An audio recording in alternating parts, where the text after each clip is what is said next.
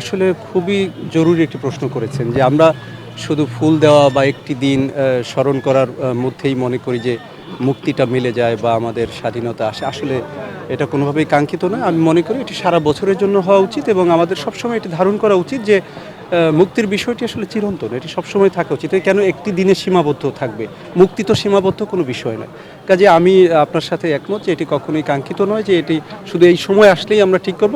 আমি মনে করি এটি স্থায়ীভাবে যে সমাধানটি সেটা রেলিং দিয়ে হোক বা যেকোনোভাবে এটি সংরক্ষণ করা উচিত। আমি সেটি আগামীতে করব। স্যার আজকের কর্মসূচি কি আছে সারাদিনে? আজকের কর্মসূচি আপনি দেখেন যেমনটি এইমাত্র দেখলেন যে আমাদের পতাকা উত্তোলন এবং পুষ্পস্তবক অর্পণের মধ্য দিয়ে শুরু হলো। এরপরে আমরা র্যালি করব কুষ্টিয়া মুক্তির এই দিনে এবং এরপরে আবার আলোচনা সভা আছে। সেই আলোচনায় আমরা আমাদের বীর মুক্তিযোদ্ধা যারা আছেন তাদের বীরত্ব গাথা যেটি আছে সেটি আমরা শুনবো এবং এই আলোচনায় আমি নিজেকে ঋদ্ধ করতে চাই শুনে। আমি তো নতুন মানুষ।